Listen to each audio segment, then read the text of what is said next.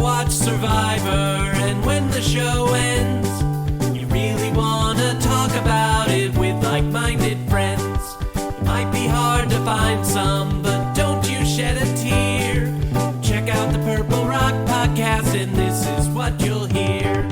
John will make some dumb jokes, Andy likes to yell and curse, and if they're not available, the backup hosts are so much worse. Spend the whole time being jerks, telling you you're wrong, and so we got this other jerk to sing you our theme song. It's the Purple Rock Survivor Podcast. Welcome to the Purple Rock Survivor Podcast. I am John. My co-host is Andy, and we are talking episode 4 of Survivor 45. And while we are discussing the very, very relatable phenomenon of wanting to quit and just not doing it, like that seemed the theme of this episode. And man, it really resonates with me as someone who has been podcasting this show somehow for 10 years. Is this the quiet quitting that we're supposed to be so mad about, Andy? Yeah, I guess so, because they're not actually quitting. They're just sort of quitting. And yeah, well, maybe we should. I think we actually did that for a season.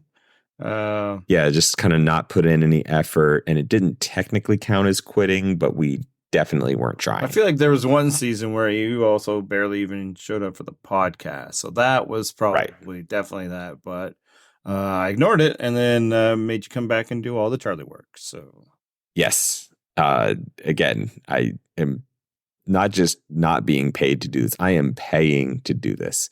It is, how is this still happening? This goes against my entire ethos of not doing things unless I'm being adequately compensated. Probably says something about our own level of intelligence that we haven't been able to find a way to, offset costs in 10 years. But, I keep saying, like, all I need is just one advertisement that wants me to talk about how to trim my male areas, and I'm in. What's great about that is we got that email, and responding was too much work. It was. I think just getting the email was the experience that we needed, and we got it, and we've had our experience. We're done, and now we just want to go. But it was so validating. I mean, really, that is one of the fondest memories I'm going to take from this whole thing, is that I was once sent an email like, "Hey, you guys, really like your vibe.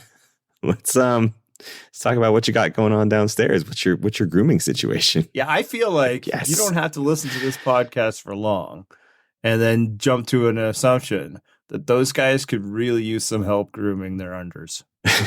Oh, man. What an intro, by the way, to talking about this episode of Survivor. I was going to make some contrived comparison between this and grooming your genitals, and just no, let's let it die. So instead, only when they pay us. Talk about. That's right. I mean, the floodgates will open then, and I'm again willing to work cheap. $20. I'm in. All right, let's start it off. How'd you like this episode, Andy? Yeah, so on Wednesday night, I spent 90 minutes watching a show with masterful direction, high energy, and a group of absolute legends performing at the top of their game. And then I got home from watching the Talking Heads concert film, and I watched Survivor. Well done. And beautifully done. I'm applauding you, but quietly, because I don't want to mess up our audio. And while it's tempting to say that it was the same as it ever was, that's not really true. This was a bit of a different episode, so I guess my reaction was closer to qu'est-ce que c'est? It's a stretch.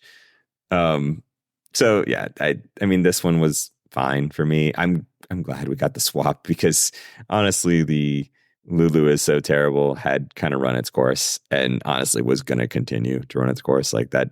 It's not like that tribe was going to get better at challenges. I'd argue that it did keep going in some way. So we'll get into that. You know what? Fair enough. Yeah, and then also, let's talk about the swap, because as Probst mentioned on the show, this is the first swap of the quote-unquote new era. And are you excited to see the swap back? I think it was a necessary add. I think it was also necessary to stop doing it for a bit, because people had just grown to anticipate the swap so much that it completely devalued the first half of the game. Like, why are we even having tribes if nobody gives a crap about them as tribes? But then I think we were getting into a different level of complacency. All decisions must be based on who can provide the most strength for challenges, that sort of thing. Right. And whereas I think before what was happening is people were realizing, like, you know what, who fucking cares if we lose challenges? Like, we can get rid of these strong people because we could get swapped into any situation. And, the fact that we're losing, not a huge deal as long as I have numbers. Yeah. So I think bringing it back is good. And then I think from here, what they need to do is just sometimes have it and sometimes not. Make it so that the contestants can't game plan for it, because when they do, it kind of removes what the swap brings, which is a bit of unpredictability, forcing the survivors to adapt when they're anticipating it is less of an adaptation. Now, I know like last season, there was a lot of talk of like the lack of swaps was the culprit for like women getting voted out more frequently than men. I'll say the numbers didn't really back that up. It seemed like women were voted out frequently, no matter if there was a swap or not. It's just kind of what's happened in Survivor a lot, because that's just kind of when you care about team strength, people focus on strength in one way or another, right or wrong. But I still think, I think it brought a good energy, and especially to this season in particular. As I say, I think the story of original Lulu actually finished tonight, and not at the swap, but by the end of it. But I'm glad that we weren't going back again and again. We need to see some other people, I think. And I do think that they also tried to balance out that, with the physical strength thing and targeting women by having someone like Brandon on. Yep. See that's all you need to do. Just pat out the cast with Brandon's, and it's like, oh my God, why? I do think that was one of the suggestions. Cast weaker men. So that they can also be treated that way. Although I do think I had another suggestion to stop casting weak men, because if you have a surplus of beef, you can get rid of some. Right. It's a good point. Yeah. If you got nothing but beef, then nobody's beef. That's right. Yeah. I mean, for me, I'm with you on enjoying the fact that we finally got a swap, because I think it had started to get a little stale to expect, like, oh man, we're not going to see any of these people interact with each other than trips to some random island until we get to a merge or a fake merge. But honestly, why not 2 tribes? Yeah. Why are we still doing the 3 tribe thing? 2 tribes is a thing they can do. They've done it before. I would have also preferred that. Now, I think if you're thinking 2 tribes, and maybe you wait a little bit longer, at least one more vote, because then it would be better if they were even. Although they always have that island where you can go, I don't know, shuffle decks of cards or something like that. Oh, yeah, sure. Although, no, you would never shuffle a deck of cards. You'd have to do something very uncard-like with it if you were given. Right, exactly. You have to chop this deck of cards in half, just like you would do. Right. With literal scissors. But yeah, I know. I'm ready for bigger tribes in some ways. But honestly, I don't know. Maybe it'd probably be better at the beginning of the game for a bigger tribe. Right now, I think that would just probably lead to easier votes, like that which we see in the 2 tribes on the same beach, not merge necessarily. It's usually just let's coalesce around an easier target. So, and yeah, I just think with 15, it was just easy to go this way. I do think it's kind of silly that they still say Lulu doesn't have, Flint. It's like, just because it's the beach, I like the thing would have made more sense is, okay, you all have Flint for now, but whoever loses tonight loses Flint, not, continuing. They're big on the jersey. That's theory, right. Like it's the jersey that matters, and the yellow jersey was cursed. All right. Yellow jerseys do not have Flint. Ergo, you're swapped to yellow tribe. Bad news. Lulu franchise, you still have Kaleb. That's right. Kind of like how, the Phoenix Suns only still have Devin Booker from their finals team of just 2 seasons ago. They'll maybe still talk about it like they're, a recent finalist. They don't even have the same coach or owner, but sure. So yeah, I guess it's just like that, It's like the Sacramento Kings hanging a banner and wearing the gold thing on the back of their jerseys, signifying that they were a champion because the Rochester Kings won one back in the black and white days. You get to keep those franchise records. That's what Lulu did. They kept that franchise record, and not a very glorious one. I guess I get it on not doing 2 tribes. That said, I do not want them to go from 3 tribes down to 2 and then to merge to 1. Like, no, we've done that before. It's too much. I think 2 swap seasons have always sucked. I mean, the seasons themselves haven't sucked, but the second swap has always sucked. Right. It's too much. Because it's always usually just a swap for 1 vote. So then it's just serving up the biggest threat of the losing squad. That's all it is. Yeah, no, not a good plan. So now that we've swapped or switched everybody back into 3 tribes, leave it there. Let us get to the fake merge, and then we'll just sort of merge for 1 episode, and then actually quote unquote merge the next episode. And then after that, split them up into random teams again. Like Survivor, the traditional form of Survivor. Right. The format we've always followed. So what were your snap reactions to seeing these new tribes? So earlier in the day, there was a commercial out about the upcoming episode that basically spoiled the swap, like who is on each tribe. And I was checking this out because I needed to get an image for our comment post. And my first reaction then was the sort of same as when I first saw it. Thank God that Bruce and Katurah were on the same tribe. Well, see, my reaction was, damn, that Lulu tribe looks strong. Like, they're not losing. As soon as I saw that group, I was like, well, feel like they are safe at whatever challenge is coming up. Yeah, like when the original Lulus all split off, and the first instinct would be like, oh, no, not Kaleb. And then I'm like, he's not going to tribal council. I'm not too worried about it. Nope, he's safe. Yeah, and the Lulu tribe looks super strong. I saw that red tribe and went, nope. That's not looking good. And then Blue Tribe is mid, as the youth say.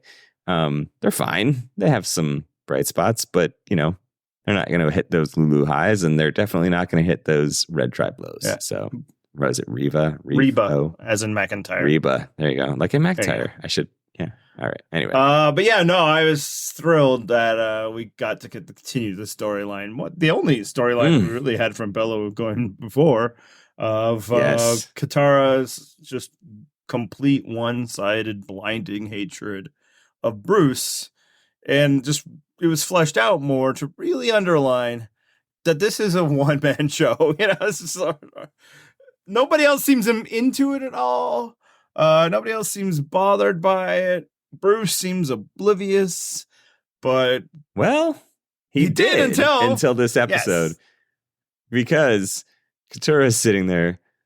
They're grilling Kaleb about like, they're basically trying to figure out like how open and honest is this guy going to be, like feel him out.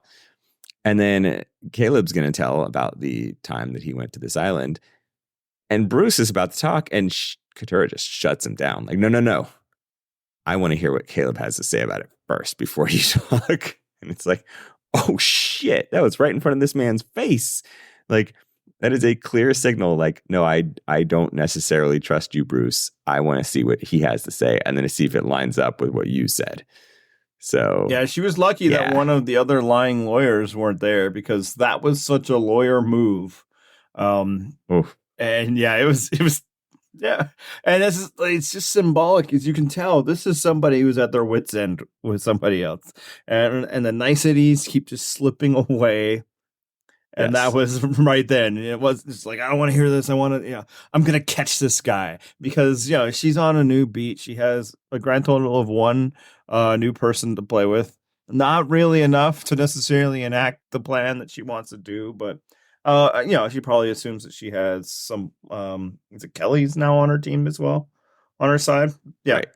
Yeah. She thinks that she's got a shot. Yeah. It's just like, okay, so all you have on this man is that he's annoying, which has gotten people voted out of Survivor before. Here's the thing: I think that anybody who thinks Katurah complaining about Bruce is just too much has clearly never had an obnoxious coworker, because I can just imagine being trapped in that 6-person tribe with an obnoxious coworker all day long for over a week on end, and very few other people to talk to. I would be begging for confessionals to just vent and let it fly. Like, no, I would be losing my mind. So, I mean, it may cause her to do some rash things that are not the most logical, but also I get it. This is relatable content right now. Like, no, I'd be losing my mind because even in the small doses that I'm seeing of Bruce, I'm like, no, I'm annoyed by this man. Yeah, like, what about you? I don't think I get it. I get what she's saying. I'm with her on it, but it is not seem to be a problem. Like, we have not gotten any other confessionals like, oh yeah, Bruce, it's just been her. And I'm not saying that it is just her. It's entirely possible that like Kendra or Kelly are annoyed by him as well. Kendra certainly seemed excited to move Bruce down the list, and Jake ahead once he, breathed out the smoke and fell apart. But nobody else is just like, oh, this guy. And yeah, I love that the show is playing it up because it is so fun. Yeah, I can relate too. Like, imagine you're like in the group chat and there's just one person who's just always destroying the vibe. They're not even there that often, but every time they come in, it's just like, what? Why? We're having fun. We're vibing, lots of good communication. Then they like just drop dumb jokes or whatever. And she doesn't even have like a side DM to complain about it. The confessionals, that's what the confessional is. Exactly. Because I mean, I've experienced the same sort of crap where we're having a good time. And then that obnoxious coworker just jumps in and it's like, why were you? Everyone was doing great before you came along. And then it just like the fun vibe that you have going, just sort of like, shit. It just sucks all the air out of the room. And it's terrible. Like, I get it. I understand Katurah. And maybe no one else quite feels it. And, I wouldn't put it past Survivor that they maybe have some confessionals from other people, but they're not going at Bruce quite as hard. And it's just funnier to make this into a completely one-sided feud with Katurah. Well done on the editing. Oh, so great. So great. Apparently, I'm very much enjoying it. Apparently, it was a new editor because they brought it up, some more people on to handle, I don't know, bigger workload or something. Oh, yeah, the 90 minutes, right? Oh, no. Hats off. Yeah. Yes. The time lapse, it's basically never not funny. Yes. As long as they haven't overdone it. So it just works. It's gold. And then just one of the signature pieces in the annals of Survivor. The all-timer. The silent just head shake. Oh my God. Oh my God. It really, like, it needed no words. It was a second and a half long and it was perfect because everyone watching Bruce do that stupid shtick, like, I think it was Kelly even said, like, no, this isn't funny. And Bruce kept going. And it's like, I've been in that awkward situation. Please, God, just stop. Stop. No one is enjoying this. And he keeps going. And then he's like, I'm so funny. I was hiding it from you. And I think Kaleb like let out the like, oh, good. It's so funny. And everyone else just kind of like uncomfortably laughs. Like, no, Katurah is absolutely right. Like, that deserves that like evil glare, head shake, give him the side eye. It's all earned. No way. And it's classic comedy, right? Like, that's The Office. That's Abbott Elementary. Like, that just be the cut to that, and that's all they needed. It was just so perfect. Yep. Actually, thinking about like kind of like the group chat where there's somebody who's annoying, the group all the time. Her, being really aggressive in that moment to the degree that Bruce picks up on it. That's like when you accidentally like post a shit talk to the group chat instead of like the side DM. That's what was happening. I almost did that at work this week, which I'm not going to go into, but there was an almost oops moment and luckily dodged it. And the cool coworker was like, hey, yeah, because it was a message that could have appeared on everybody else's screen. And she sent a quick text like, FYI. And I was like, oh shit. And saved myself and possibly some other people some embarrassment. Because I've been there. I've done it, It's the worst. I've posted the public, the private shit talk publicly. And then I've even gone the opposite way that like, private that was supposed to be for somebody else is just, it's just, Oh it's a man, bad I can't scene. imagine what that must have been Yeah, like. it's just tough stuff. If only I was there for that one. I would have never let you live it down. We never have But- bad vibes where we post, right? It's true. Let's talk good vibes, because I was watching this episode and I felt like I knew you were already rooting for Kaleb. He's representing Canada out there. And then the man gets a confessional wherein he references our personal favorite league, the NBA. And not just that, but the man references, at least indirectly, your Toronto Raptors, your second favorite team. Yeah, the one that I have the more nationalistic connection to. Oh, God. And this is after, like, he's just hooping, just draining buckets, looking good. It's great.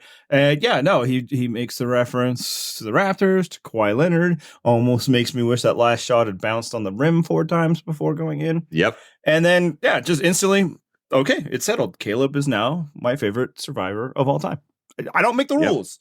He's Canadian, and he's talking about the NBA. That's it. Favorite player of all time. Yep. Sealed. Done. Goodbye, guy with the silly little bee hat. Look, Hello, Kaleb. Look, here's the thing. People are like, oh, no. Oh, my God. Boston Rob. Look, has Boston Rob ever talked about the NBA on Survivor? No. Not that I'm And aware if he of. had, he would have been talking about the fucking Celtics. So, friendship ended with Rob. Now Kaleb is my best friend. Yes. Someone please make that meme and send it to me. I mean, I'm on board because I am, of course, a fellow NBA fan and, not a Raptors fan. However, just watching Kaleb out there draining them. Well, like, what the fuck was Sifu shooting for him? Like, it was some weird, like, push one hand against the other and it kind of rolls. And I was like, what is this? Like, Reggie Miller would look at that and be like, what is up with your shot, my friend? It was bizarre. Yeah, like weirder than like Bill Cartwright shooting free throws. See, here's the thing. Kaleb now has given us just a green light, which I've already taken advantage of, by the way. That was not unintentional. And of course, also, not that we've ever needed a reason, but now anytime I want to talk about the NBA this season, it's just like, hey, it's plot relevant. Right? Exactly. He opened the door. Yeah. So it's like, but Austin, he looked like he had a good jumper, not the same level as Kaleb, who today on Twitter posted pictures of him winning the provincial championship. Look at that. So yeah, he is he did look like he genuinely had like a shot. So yeah. Now I'd say Sifu's was better than D's, who I think just kind of chucked it up there. She could use a little work on that shooting form Which too. I will say is probably the only context in which you would hear me say Sifu's form is better than D's. You got it in there. Well done. It was, again, I looked at those tribes and I was like, oh no, it does not look good. Like, because I was trying to think of a context in which the red tribe would be like, they'll be fine. No. And then in that challenge, it was close enough. To their credit, kept it closer than I expected, especially after seeing how D and Sifu were shooting. I was like, oof, good luck. But, Austin kept rimming out and then Sifu drained a couple and kept it close. But, ultimately, unsurprisingly, the red tribe loses. Yeah. Real quick about Kaleb before, it's not just, of course, his NBA references and Canadianness, although that's enough. And again, I'm just going to be in the tank now.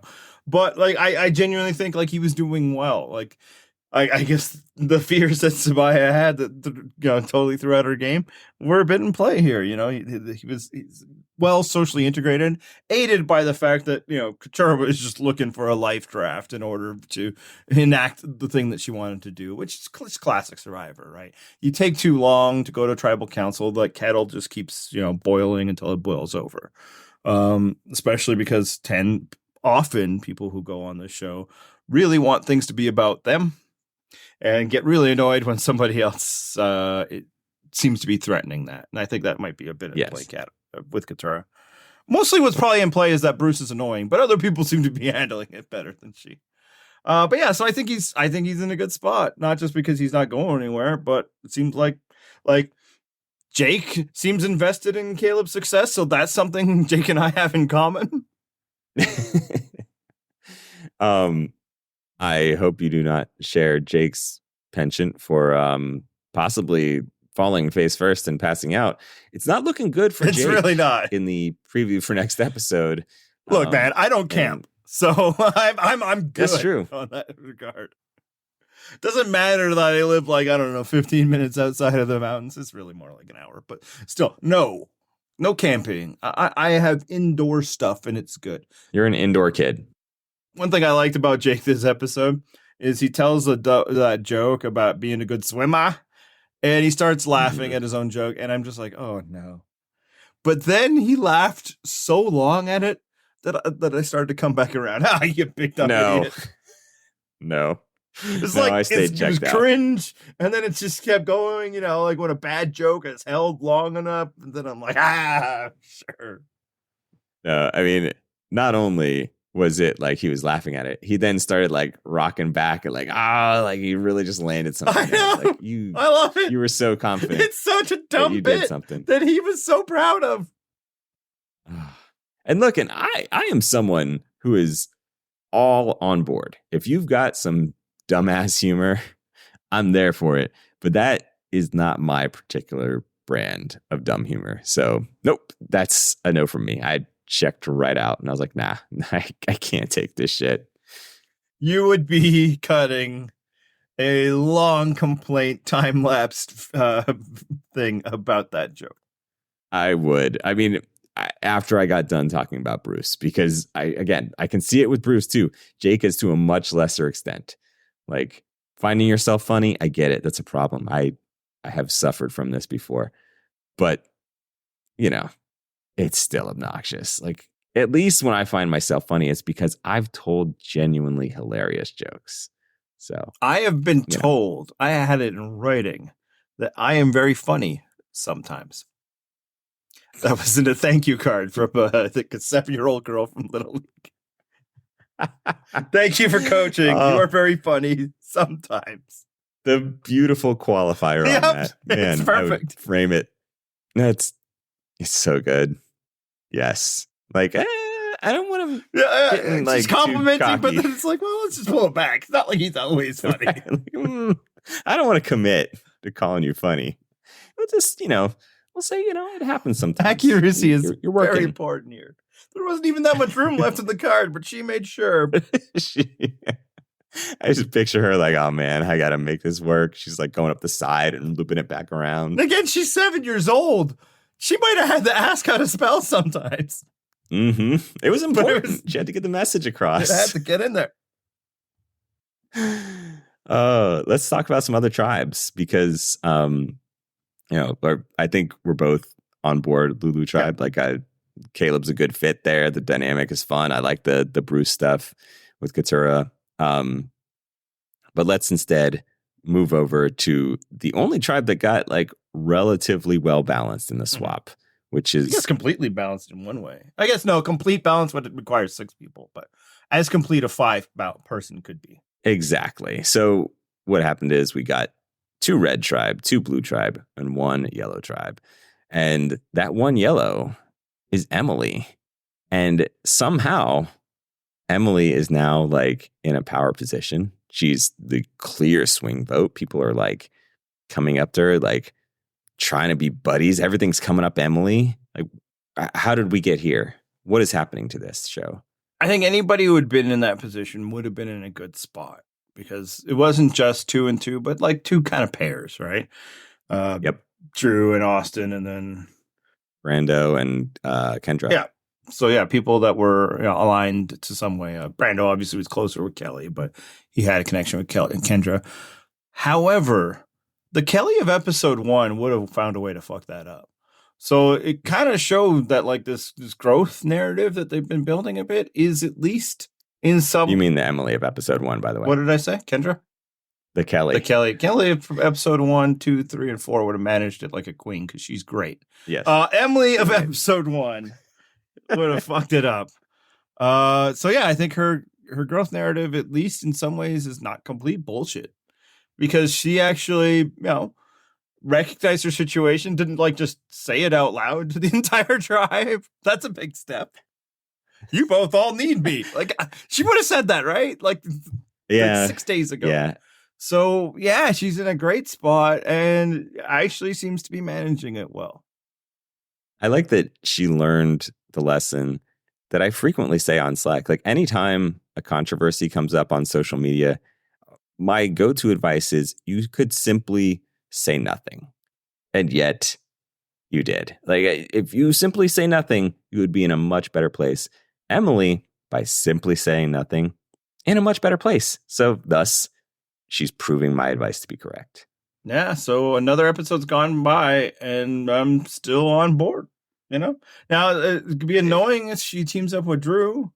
At the same time, I'm not all that excited of her teaming up with Kendra at all. So, just do what you need to do to survive and then get back to your main goal and task, Emily, which is to help Kaleb win. See, I am increasingly discouraged that things are going well for both Drew and Emily. Although, you know what? I will admit I'm less concerned that things are going well for Emily because I dislike Emily less than Drew. There are bigger targets out there. We'll actually get to another one soon. But yeah, I don't like that Emily's fortunes could be improving and that then in turn would also be helping Drew's fortunes. No. I do not like this. But maybe Emily and Drew could help Kaleb. Kaleb, the guy who gave him that amazing advantage of nullifying a vote nullification. I liked when Austin we got it all. All these advantages. Oh my God, we got thing that's basically worthless. We got thing that's definitely worthless, and then we have an idol, the one worthwhile thing that we have. Like, yes, that's amazing. Well done, guys. Now, in fairness to Austin, he is actually in the one situation in which that, goodwill advantage could actually pay off, if indeed. Potentially. Yeah, we're unclear, as we mentioned last week. Is it the same when you sacrifice your vote versus when your vote is removed? We do not know. Wonderful. Right. Yeah, no, man, I think Emily's doing well. She's well positioned. I don't think she's going anywhere anytime soon. And then once you hit a merge, is she a merge target type? I mean, the only way is if she just decides that, old Emily's coming back. Yeah, which could absolutely happen. If that tribe goes to tribal council, she could so easily get into her head, like, I've got the power now. I'm finally playing the way I wanted to play. Yes, that could happen. And then she'll just put everybody's shit out in the streets and they'll be like, wait a minute. Here's an idea. Instead of going after each other, what about the messenger? Also, in the not merge thing, like anybody could be a target because all it is which person of these 5 or 6 people isn't connected to the other 5 people who are available for a vote, because it's just silly and dumb. But maybe she could reverse time. I don't think they're going to do that one again. Oh God! Again, hopefully this show has learned from its mistakes. But let's move on to the other tribe. We've talked enough about this Emily tribe. It depresses me to see that things are improving for Drew. Yeah, because it's not out of question that Brando and Kendra made the same entreaties to Emily. But we don't see them. So which concerns me. The story is that Drew is making inroads and that stinks. Every episode. I don't understand it. I really don't. How do they not see? I feel like Katurah. How do they not see what I see? Drew sucks. So instead, let's move to the Red tribe, which is they're trying to inherit that disaster mantle from the Lulu tribe. They inherited one of the elements of it. They certainly did. Ultimately, we see Sean starting to integrate on this tribe. And especially with J-Maya. J-Maya seems to click according to the confessionals that we get from both her and Sean. And she's like, yeah, Sean, we're vibing. We so want to work together and all this stuff. You feel like that was the right move to just be like, no, I'm on board with this guy I met 4 hours ago and I'm good with targeting Sifu. Yeah, I think for J-Maya it was. And that's the only person for whom it was. She, as we know, we don't know how much she knows this, but we know that she was not in the core alliance of Reva's original configuration. I don't think it's out of the question that if they had lost, she would have been voted out. Simply for, not being part of the alliance and then strength-based reasons. I'm not saying it would necessarily happen because it's possible that she has puzzle acumen that would have been valuable, right? And it's also possible that everybody just doesn't want to hear fucking Sifu, sing another, song and, make shitty guitar licks with his mouth. We'll get to it. But yeah, no, she was on the out. So she needs to find a number one. I think at the very least, we could probably comfortably say that she does not feel like she has one of those. And I don't blame her for not wanting that one to be Sifu. So, I get it. Trying to integrate with Sean, just met him or not, whatever. Your options are limited. And then seeing if you could put the target on Sifu, who does nothing for you, whereas Sean might. You can't push too hard. I don't know if she did. I mean, I guess results suggest maybe not. But yeah, I have no issue with the way she did it. How about yourself? Yeah, I mean, aside from all the things that you mentioned, Sifu would annoy me. You mentioned the arrogant heart thing. We've seen that from him more than once, which means he's done it exponentially more. Yeah, it's unlikely that the only 2 times he's doing that, it was caught on the edit. Yeah, exactly. That means that this is a go-to bit for this man, and he does it constantly. And so for her to be like, hey, it wouldn't be so bad if that guy left. Yes, feel it. Absolutely. Deeply. I get it. I agree, by the way. It would also really not be bad if that guy left my show. Right. I wrote this in comments, a quick aside, but I'll say it here because honestly, a bigger viewership or listenership. We're not really providing anything to view here. Why, if you're using a machete as an air guitar, first off, maybe don't. But if you are, why would you use the handle of the machete as the base of the guitar and not the neck of the guitar?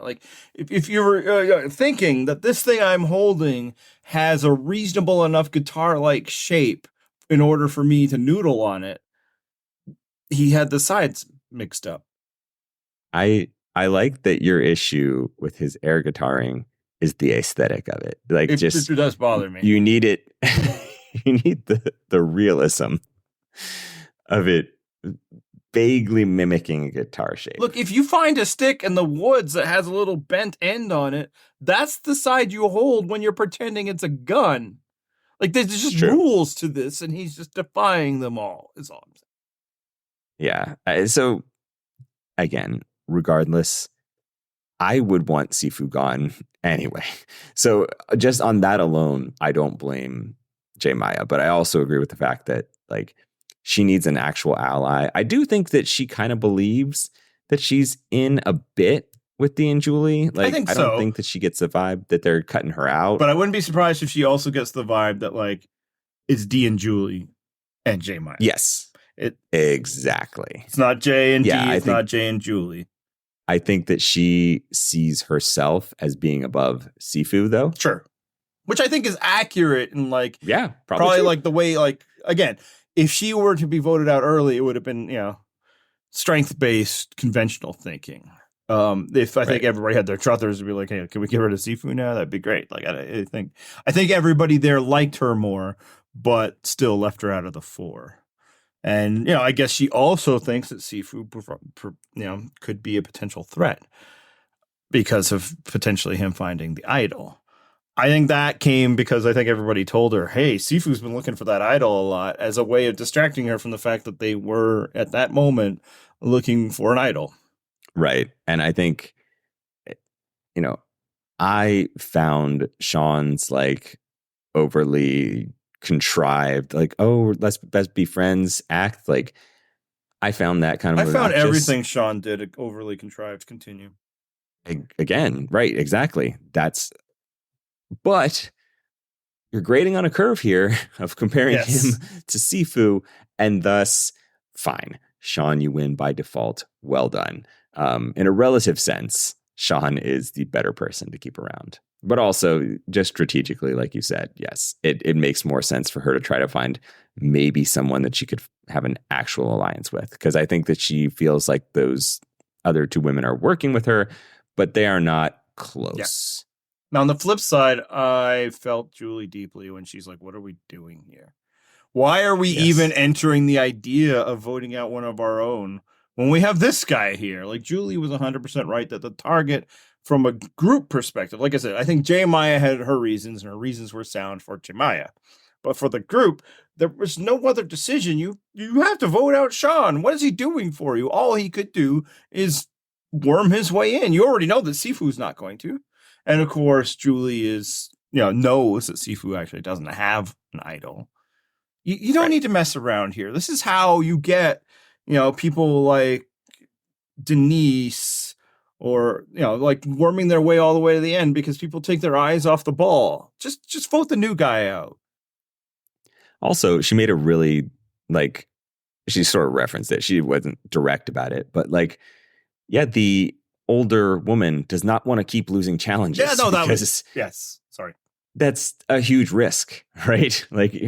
It doesn't take long before people are like, well, alliances aside, you are the older woman, and whether you're weak or not, which I don't think she is, but whether you're weak or not, there's going to be this perception maybe it's time to get rid of Julie. So yeah, no, I understand Julie being like, nope, I'm not going to fuck my game up just because you want Sifu gone. No, I'm going to ride this until we get to the merge, because once older women get to the merge, safe as fuck. She's not going to be a threat at that point. Older women get to stick around. So this is entirely rational on her part to just stay the course. Don't rock the boat. Don't let Sean in. Nope. There's a clear gift that was handed to you in Sean, and you vote him out. Yeah, and her confessional was just the perfect counter to a lot of the galaxy brain thinking that goes out there.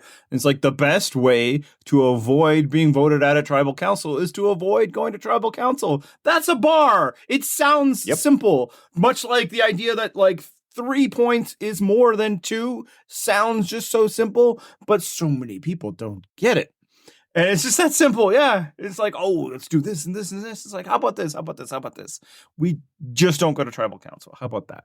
We can worry about that other stuff later. It's the whole idea of let's do the intentional Matt sing. It's hey, that's great, but most of you aren't Denise. Most of you are going to be the people Matt singing their way out the door. Exactly. And yeah, she's I don't want any part of that. How about we keep somebody like Sifu who's going to help this configuration of tribe especially. I don't know if you've looked around, but not a lot of size on this squad.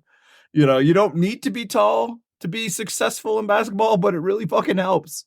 Yep. And yeah, no, so when she was saying that, I'm sing it, preach. I was all in favor of what Julie was saying. And not only that, but, let's say they get rid of Sifu. Sean is enough of an unknown that now you don't know what's going to happen at the next vote. Is he going to align with Maya? And it's it's going to be a 2-2. No. Again, the very obvious thing to do is if you get rid of Sean now, you can get rid of Sifu next. Yep. That's okay.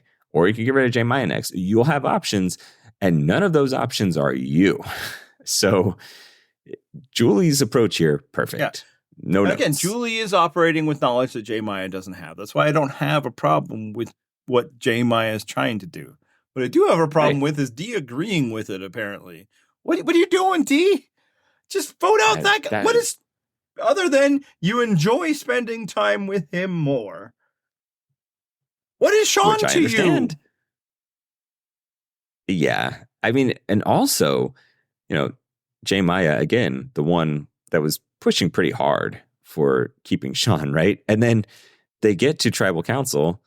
Sean turns on a dime and it's you vote me out. But D, who seemingly had to be convinced on, keeping Sean, is no, vote out Sifu. And genuinely votes for Sifu herself. What? Yeah. Where did that come from? What an unforced error. Which is too bad. I was, if you would have laid it out, I'm yep, nope, she's my favorite on that tribe. I think Julie's taken that spot, at least for now, because I favor the line of thinking. But it's just like, no, just what is Sean going to provide you that you don't need, that you don't already have? Because what he can provide you is an obstacle to get, something to help Jay Maya out, somebody who could be realigned with two other people that you have no control over at this point. There's nothing positive there. And then now he's like quitting, and you still just go through with it. And what's weird is that it's like, I guess it was an audible to change. And is it because that whole tribal council was obviously very confusing to me and to probably everyone who watched it and was in attendance. The one thing I can respect is if this continues to be a thing of people going to tribal council and being like, hey guys, you guys should all vote me out. I'm feeling good. You don't need to respect their wishes. No, you quit on your own time. Right now, I make the decisions that are best for my game. So at least in that respect, I can be like, if they had already planned to vote out Sifu, which they absolutely shouldn't have, they should have been like, yeah, that's fine. We're still voting out Sifu. You can quit when we're done here. I'm happy to get rid of both of y'all. Right. No. You can quit next if you need to, but we have something we had planned to take care of now, and we're going to do that. But apparently, if that was the plan, it wasn't strong enough to withstand Sean's performance, which in some ways I get. Nobody was planning for it. Is that going to be the new meta? And you feel like, okay, well, we have to do this if this happens, and if there's a shot in the dark, there's this, and we have to watch out for idols. And also, if somebody stands up and says, please vote me out, we got to ignore that. I mean, it seems to be frequent enough. Power through the person pleading to vote them out of the game. Where did that come from? Whatever. Whatever. Let's talk about it right now. Because, that's kind of the biggest story coming from the episode. Look, I maintain, I'm sure you agree, our age-old stance that, like, look, quitting's fine. No personal offense to that. I'm starting to take a little bit of offense to this quiet quitting, I guess, as you're putting it. Oh, you're welcome to the olds. Let's use it. You're going to start writing some opinion pieces now? Again, for this, I have so much more respect for people who actually quit, is what I'm saying. Not up and quit if you're a quitter. But there's, oh, no, it's okay. You guys don't vote me out. It's like, while it was happening, when he starts doing that, I thought it was all part of the act to trick Sifu. Me too. Because why? First of all, it wasn't even that convincing. And yet, apparently, everyone was convinced. Because I guess maybe it was somewhat sincere. I think know what was going on there. I do think in the end, that's what he was intending. Like, we don't get the confessional afterwards, like, oh crap, that backfired, like saying or something, Right. So I guess, yes, it was sincere. But yeah, when it started, I actually had to pause my recording and just like, oh my God, because this is what I thought was going to go down. That Sean is just he was excited. This is his moment in the spotlight. He's going to put on a big show. He probably had maybe some pre-planned things that he was going to talk about, his life, the genuine struggles he had to, find acceptance and all that. This is his moment. And he's just laying it on too thick. And then I'm like, oh no, Jeff is just going to ask for a public vote. Like, this is all just like a thing to trick Sifu into not playing this idol when he goes to the voting booth. Well, we already had established in a tribal that Sean was attendant for, when somebody goes out there and be like, hey, y'all vote for me, Jeff's just like, well, do you guys want to honor their wishes? I thought that he was going to end up getting himself voted out, or at least have to be like, actually, no, never mind. And I was no, that was a scam. And I was like, oh my God, is that going to happen? And then I hit. That would have been amazing. That's where I was at. And then obviously when it plays more, I'm like, hey, is this real? They were seeing reactions from other people that seem moved, and they're not like, this wasn't part of their plan. It's like, oh. And then I guess it was real. Yeah, I mean, ultimately, I wasn't a Sean fan or a Sifu fan, so the end result of who was going home was not going to upset me. Yeah, I don't really care. No, but that said, I'm with you on, why don't you just quit? If you genuinely want to quit, you can just quit. You don't even have to go through the formality of a vote. Like, why'd you throw a vote on D? That was rude.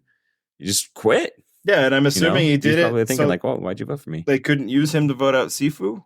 But yeah, no, and it's just like, uh, yeah, like, so when this is happening, people get really awful on the various places of the internet and just attack. These people suck. They're ruining Survivor. I would, die out there. And you get sometimes even former survivors like Matthew from last season is like, I got 10 surgeries and I didn't quit. They had to drag me from there. Okay, that's cool. So then you get other survivors defending, which is a good instinct, right? When people online are piling on, you defend. They're like, you guys just don't get it. Survivor's hard. And it's like, yeah, I get it, but let's look at these ones a little closer here, okay? Hannah was on day 2. Okay. Right. Okay? Sean just got a fire and stuff. Like, he's on a better spot now. And in no part of Sean's spiel to vote me out did he mention that, like, this is just too hard and that's why I'm quitting. Like, it didn't seem like he was quitting due to how hard Survivor is. So that's, nope. I respect the instinct to protect a person as somebody who's part of the fraternity of Survivor.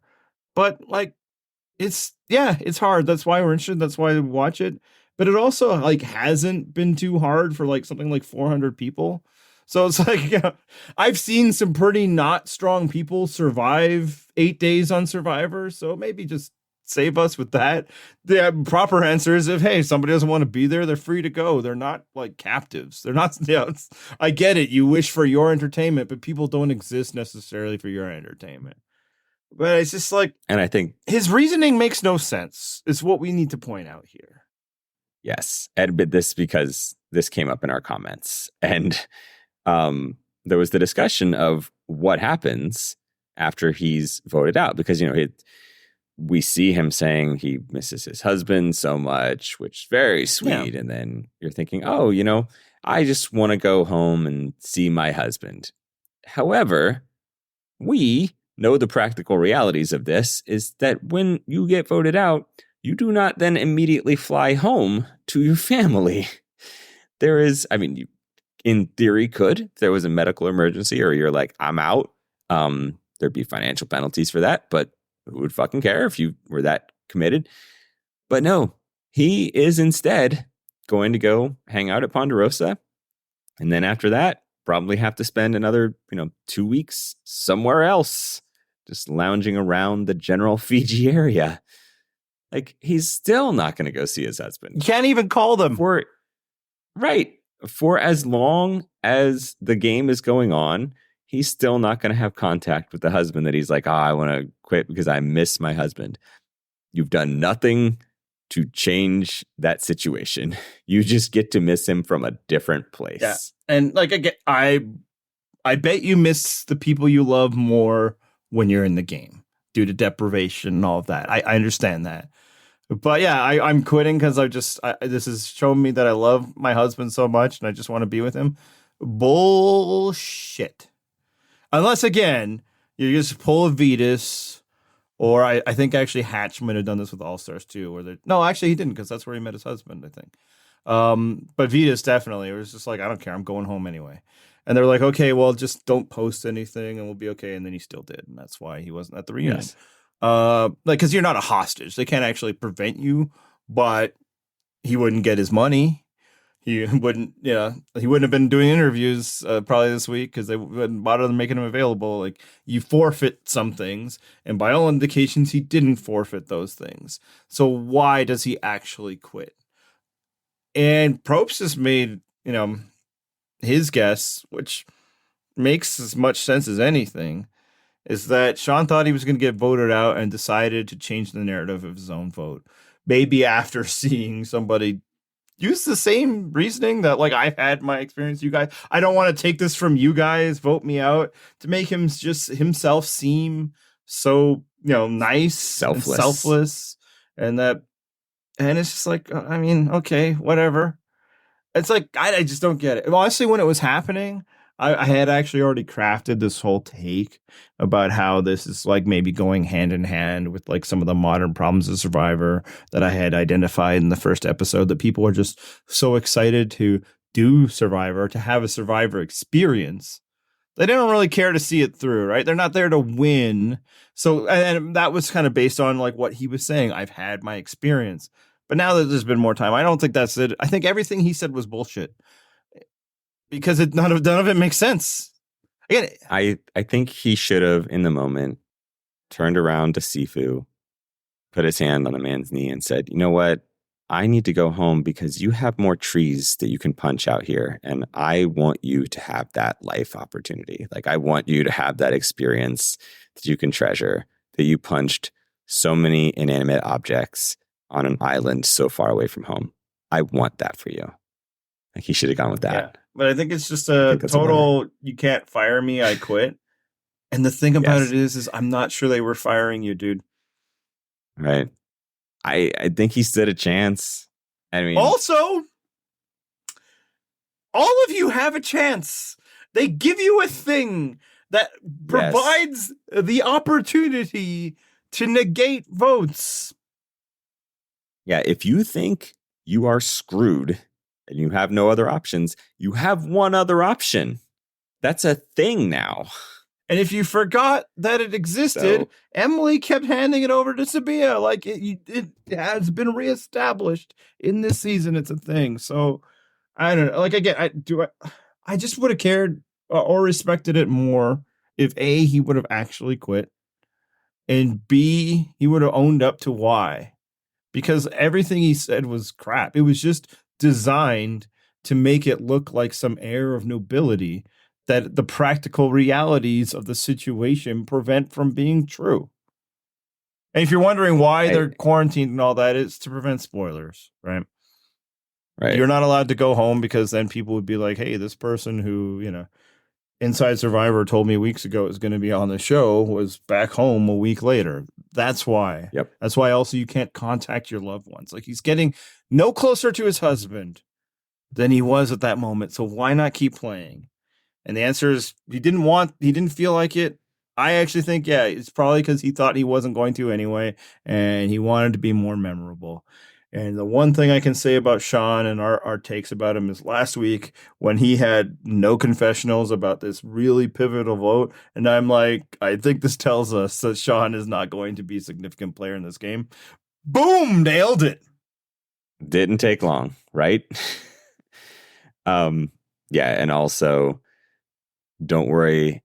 My memory of Sean is cemented in that I will never remember him. I mean, past this season. In this discussion, I had to keep looking over at my screen to see what his name was. I kind of kept forgetting. Right. If I didn't have notes in front of me, I'd be like, that guy who went home. Yeah. Sabia's friend. That's what I would have called him. So let's go back to Sean's original tribe for a minute, because now that Sean is gone, this is 4 straight from that original Lulu tribe to go home. Does that make it, if not the worst tribe ever, one of the worst tribes ever? I mean, let's look at the stats. Okay, so 4 people. So a tribe is 6, so 4. I believe that's 2/3. That is how math works. Canadian math there. 2 of them basically quit. One of them was one of the saddest survivors we've ever had. And then, the other seemed solid, but, she also went home with like an idol in her pocket. They lost every challenge, every immunity challenge. Yeah. One reward. They won one reward challenge. So that's a lot, right? Like, I don't know if there's other tribes with 2 quits in it. Somebody do the math on that for me. Maybe in Micronesia.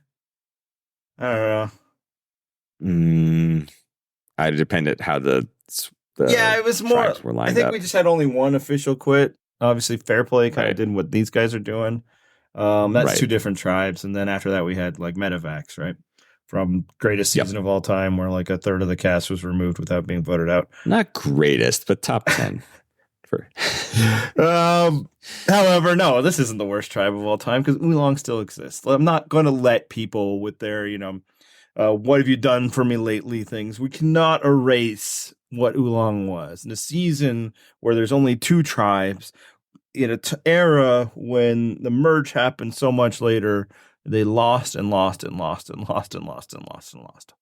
They lost their entire tribe. And this was back when it was 2 tribes, and that was a full ass tribe of humans, and they just kept losing. It did not matter the configure. They kept the strongest members of their group for every challenge, and it didn't matter putting their the other tribe would have to use strongest, like just anybody, because again, you can't sit people out, and they always had 2 challenges per episode, and they were still out there getting just housed. They would have like their 4 best players left. You figure like once you're down to your best 4, like your best 4 like at least stand a chance, right? Nope. Your best 3, no. You have your 2 strongest, and they were legit strong. They brought them back players. the next season. Exactly. They were good. They were very physical players. And the challenges back then were much more physical. You're like, they'll be fine. No. Even then, they fucking kept losing. It was truly impressive. That season did not have a merge. They didn't need to. It's like, what's the merge tribe's name? The same as it was yesterday. It's still Katurah. Yep. And then here's the other thing. Lulu has the eventual winner of the season, so that would also disqualify them from being the worst. That's a good point. I was actually thinking, and more recently too, like the most famous loser tribe is probably Luzon, but like, because they were, a dumpster fire. It wasn't just that they were losing. It was just that it was just a wild combination of personalities. And it's like, how is this a functional tribe? But again, at least no one on this tribe burned all the rice in the fire, probably because they didn't have any fire but or still, rice. but still, Lulu's just by default going to be better than that. So good for them. So I'd say they're on the leaderboard. Again, they are. Two quits is compelling. It's really compelling. I mean, in adding in that like all timer for challenge for futility, Brandon, like that's right up there with like a Crystal Cox, War Dog. Like that's some of the greats that he was competing with, and he was really holding his own. They had 2 people quit, and they both might be better than another member of their tribe. Yes, that's tough. It's tough. Yeah, it's not good. Yeah, I mean, in the post 40 group. Yeah, I mean, this is setting the bar pretty high. Like, and it'll be even funnier too if that somehow next week Emily ends up going home. That's the other thing. I would never even suggest the other option. One of the most annoying, instant, oh, I don't like them. It's another person on this tribe. Right. The immediate reaction that most people had to Emily in that first episode was, oh God, what is wrong? Just tone it down. Stop. You're just, no. In this episode, they're all wrong? Like, we all thought she was awful. She is. That's the thing. Now gets to benefit from the softest of expectations.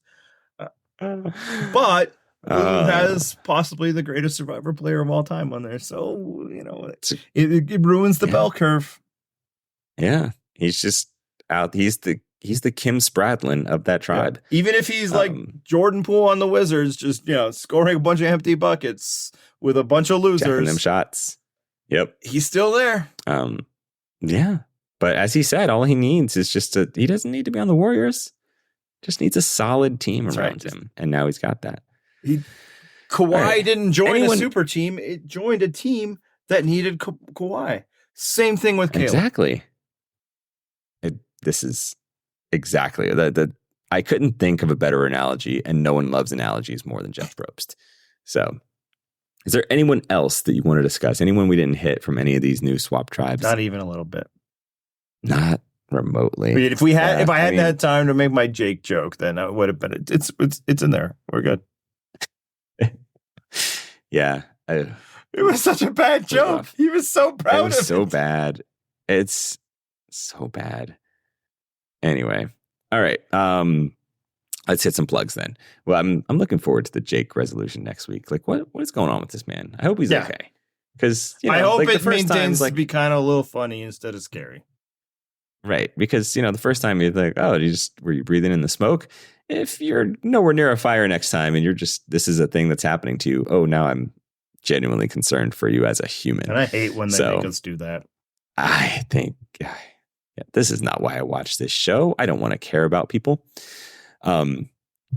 However, if you're someone who cares about people and want to find a community of people, that was a rough transition. That was beautiful. You can go to purplerockpodcast.com and you can find our comment section on all our posts. We've got a fantasy league that's going there with the help of AI chatbots. I just keep asking the chatbot to write up my summaries for the week. It's going great. I mean, this shit's the future. I can't wait until the robot overlords take us over. I think he's already replaced every other blogger on the site. That's, again, the bar was set very low. It was so interesting how I chose to gender it male, though, when maybe it's Mrs. Davis. Another reference for other people out there. Yeah, this is a reference that escapes me. Should watch. It's a good show. Yeah. There we go. That's my plugs. Good. I just finished watching Mrs. Davis on HBO. I enjoyed it. Good to know. I am watching Still Up on Apple TV. There you go. That's my plug. There we go. Why are we plugging television shows that are not Because Survivor? we don't plug social media anymore. It's a good point. We use that time for something else. Quick note on that, though. All right. Last week I did, plug my son's YouTube channel, which you can still check out if you want. Biscuit Dog. How many views did he get? He did get more views. He did get more subscribers. Yes. And that made him very excited. And then, I've shut down comments on all the videos because the internet is full of awful people that do awful things. You should. But apparently there's a section on a YouTube channel. Owner of a YouTube channel, several, in fact, including some for business, did not know existed, where you can just kind of make posts. And there were comments on that. You could make comments. And his first couple comments was just going into other YouTube channels of mine and commenting on my site, on his site.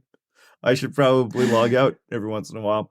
But then he actually did get a couple of comments, and if they're from listeners, I just want to say absolutely 100% made his day. They were nice. They were nice things, and he was actually homesick, so that made him feel pretty good. So if that was you, congratulations, you did a nice thing for a person you don't know. I think my bestie was actually one of those people. So good job, bestie. Oh, you know what? Nothing Anything else to Andy? plug. How about we hit some theme music? This is the copyright free outro.